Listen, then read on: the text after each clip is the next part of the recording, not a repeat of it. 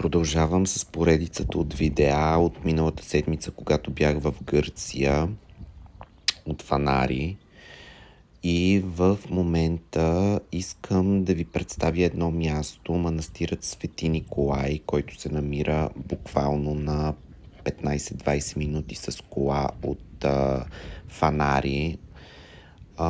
Защото Фанари не е само море и плаж. Определено има две места, които трябва да се посетят и са супер интересни, и този манастир е един от тях.